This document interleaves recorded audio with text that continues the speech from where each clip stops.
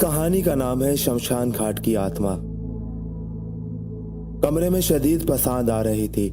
कमरे में इस कदर बू थी जैसे कहीं सड़ी लाशें काफी दिनों से वहां रखी हुई हो।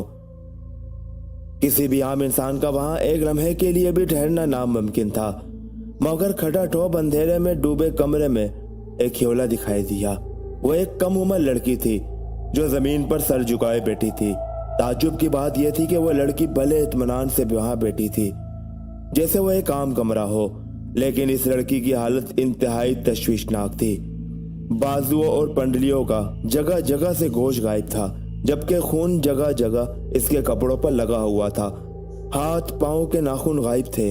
यूं मालूम होता था जैसे किसी ने जड़ से खींचकर उतार दिए हो। चेहरे पर जगह जगह नील पड़े थे, आंखें फटी हुई मालूम होती थी और सर के बाल जगह जगह से नुचे हुए थे। कि अचानक इस लड़की के जिस्म में हरकत हुई और वह ड्रेसिंग के आईने के सामने जा खड़ी हुई। चंद लम्हे खुद को देखने के बाद इसने जोर जोर से हंसना शुरू कर दिया। इसकी खौफनाक हंसी की आवाज से पूरा घर गूंज रहा था। एहतशाम एक मशहूर और कामयाब बिजनेसमैन था। एहतशाम की अपनी मार्बल की फैक्ट्री थी। इसके वर्कर काम बेहद उम्दा और ईमानदारी के साथ करते थे। यही वजह थी कि एहतशाम का अपना घर डिफेंस में था, जो कहीं कनाल पर मुश्तमिल था।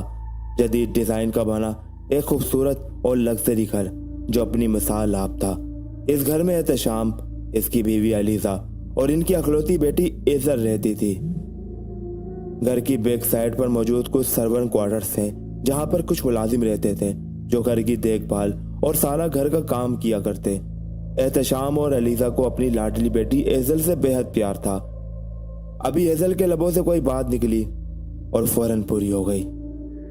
इनकी जिंदगी बेहद खुशहाल थी, लेकिन एजल के एक गलत कदम ने इनकी जिंदगी का चैन और सुकून छीन लिया था। कमरे का दरवाजा एक झटके से खुला। ताफुन भरी हवा आने वाले शख्स के नत्थों से टकराई। उबकाई को रोकते हुए वो शख्स कमरे में दाखिल हुआ। अंदर से किसी खतरनाक जानवर के कतराने की सी आवाज आ रही थी। मजीद कमरे के अंदर जाने पर एक लड़की जमीन पर बैठी नजर आई जो सर झुकाए बैठी थी। इस शख्स के करीब पहुंचने पर इस लड़की ने एक झटके से सर उठाकर इसे देखा। इस लड़की की आंखों में बला की वहशत थी। आने वाले शख्स को अपने कदमों तले जमीन खिसकती महसूस हुई। फिर भी इसने हौसला जमा करके हाथ में पकड़ी तस्बीह के दाने घुमाते हुए इससे पूछा, कौन है तू और यहाँ क्या कर रही है? चली जा यहाँ से। इस शख्स की बात सुनकर इस लड़की ने जोर जोर से गैर इंसानी आवाज में हंसना शुरू कर दिया। इसके हंसने का अंदाज कुछ ऐसा था जैसे इसका मजाक उड़ा रही हो। हंसते हंसते अचानक वो लड़की इस शख्स के सामने जा खड़ी हुई। इसकी बदबूदार सांसें इसके नथों से टकराने लगी। खौफ से इस शख्स को अपना दम घुटता महसूस हुआ। तेरी इतनी जुर्रात कि तू मुझे कहे कि मैं यहाँ से चली जाऊं। ये कहते हुए इस लड़की ने इस शख्स का गला दबाना शुरू कर दिया, लेकिन फिर एक झटके से भी छोड़ दिया। वो शख्स जमीन पर गिर पड़ा और गहरे गहरे सांस लेने लगा। लड़की इसे खूनख्वार नजरों से घूरती हुई बोली, नहीं, इस तरह नहीं मारूंगी। यूं तुझे मारने में मजा नहीं आएगा, कुछ और करना पड़ेगा।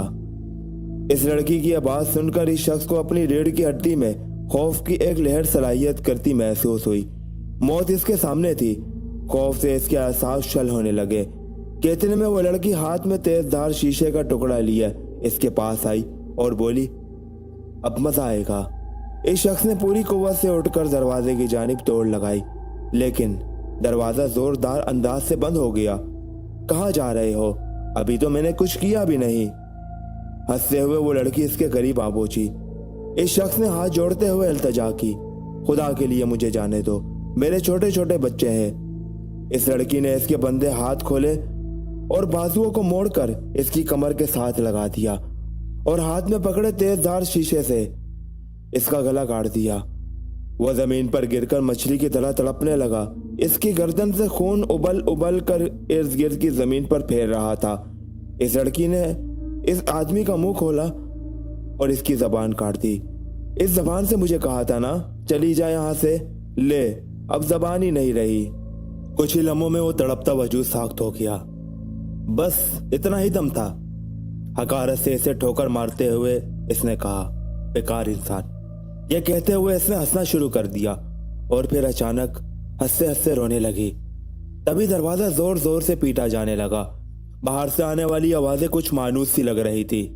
एहतशाम और अलीजा का रो रो कर बुरा हाल था और वो मुसलसल दरवाजा बचा रहे थे कि अचानक से दरवाजा खुला और एक लाश और एक कटी हुई जबान बाहर फेंकी गई और खट से दरवाजा बंद हो गया। ये चौथी लाश थी जो आज इस कमरे से बाहर आई थी। ये मौलवी साहब की लाश थी। बेगम अलीजा मौलवी साहब की लाश देखकर अपना तवाजुन बरकरार न रख पाई और अपने हवास खो बैठी। एहतशाम को मुख्तलिफ ममालिक और नई जगह घूमने का बहुत शौक था। अभी 15 दिन पहले ही वो स्विट्जरलैंड से वापस आए थे, लेकिन आज नाश्ते की टेबल पर एजल ने फरमाइश कर डाली कि वो गांव जाना चाहती है। पहले तो एहतशाम को काफी हैरत हुई, क्योंकि पहले कई बार इसके जिगरी दोस्त अरजीत ने अपने गांव आने की दावत दी थी, मगर हर बार एजल को एतराज होता था। मगर आज एजल ने खुद फरमाइश की तो एहतशाम को हैरत अंगेज खुशी हुई। एहतशाम ने फोन पर अरजीत को आने की इतला दी। एजल बेहद खुश थी, क्योंकि वो अब अपने मकसद के बेहद करीब थी, जो कि कल पूरा होने जा रहा था। साहिल समंदर के करीब वाक़िया एक छोटा मगर बेहद खूबसूरत और कुदरती हुस्न से मालामाल गोकर्णा गांव, जिसकी आबादी तकरीबन हिंदुओं पर मुश्तमिल थी। एहतशाम, एजल और अलीजा तकरीबन 8 बजे गांव पहुंच गए। अरजीत और इसकी बीवी दुर्गा ने इनका इस्तकबाल किया और इनकी खातिर मदारत में कोई कमी ना छोड़ी। गांव आए इन्हें आज तीसरा दिन था। अगली सुबह इनका वापस जाने का इरादा था। दोपहर को जब सब लोग आराम कर रहे थे तो एजल चुपके से उठी और बाहर निकल गई। एजल के पास छोटा सा बैग भी मौजूद था। कुछ देर चलने के बाद एजल अपनी मंजिल पर पहुंच गई। एजल ने एक बड़ा सा पत्थर उठाया और थोड़ी सी दिक्कत के बाद दरवाजा खोलकर अंदर दाखिल होने लगी। यह दरवाजा कोई मामूली दरवाजा नहीं था, बल्कि शमशान घाट का दरवाजा था। यह था इस कहानी शमशान घाट का पहला पार्ट। अगले और आखिरी पार्ट के साथ इंशाल्लाह कल मुलाकात होगी। अल्लाह हाफिज।